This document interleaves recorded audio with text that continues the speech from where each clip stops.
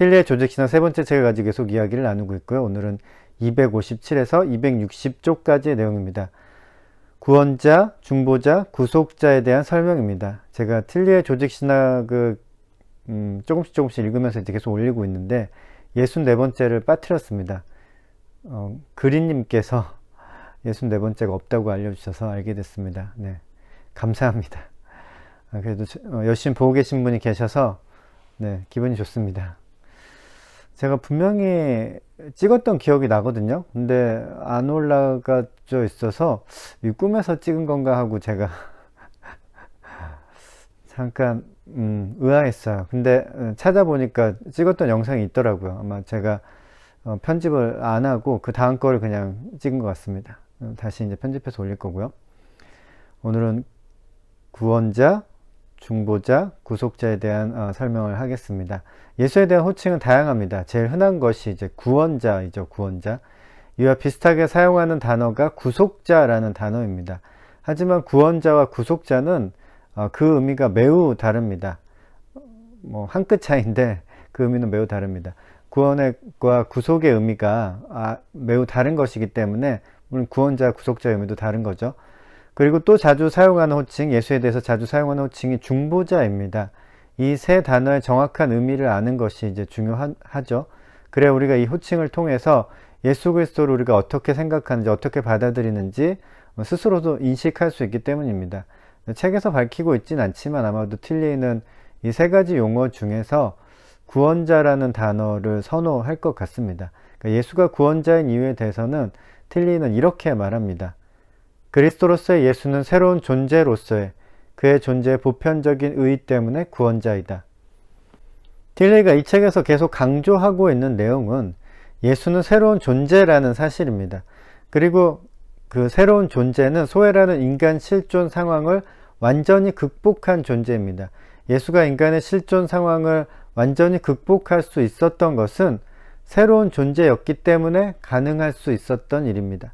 그런 의미에서 예수는 인간이 처한 소외라는 상황을 극복할 수 있도록 이끌어주고 도움을 주는 구원자로서 받아들여질 수 있습니다.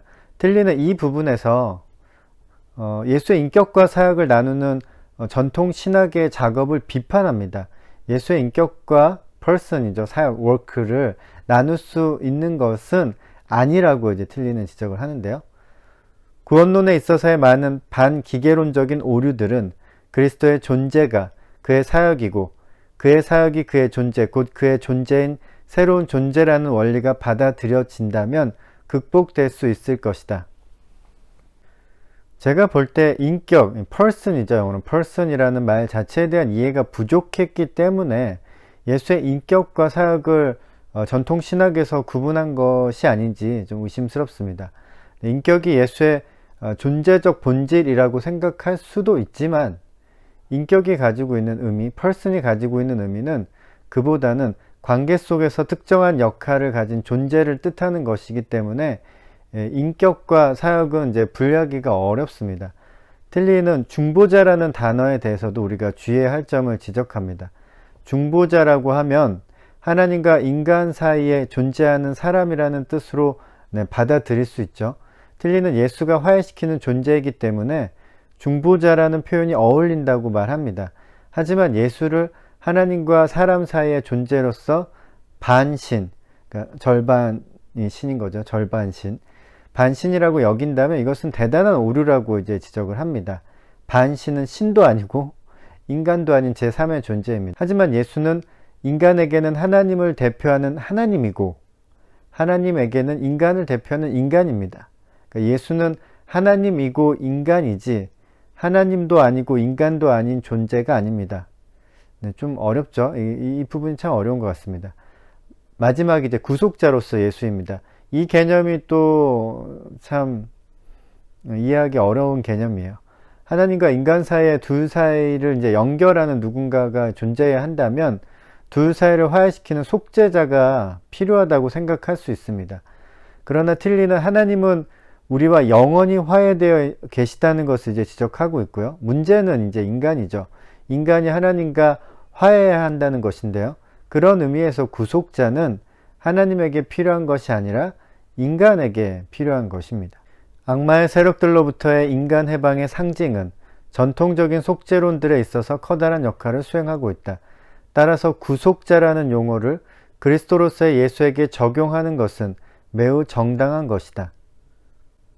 틸리에는 구속자라는 말이 이제 위험스러운 요소가 있다고 지적합니다. 구속자라는 단어는 하나님이 인간을 죄의 노예 상태로부터 해방시키기 위해서 악마에게 대가를 지불하는 이미지를 이제 만들어낼 수 있다고 말합니다. 이런 부분에서 구속자라는 말이 오해를 불러일으킬 수 있다고 하는 것이고요. 그래서 이제 틸리는 이 다음 부분에 이제 속죄론에 대해서 조금 더 설명을 합니다. 네, 오늘은 여기까지.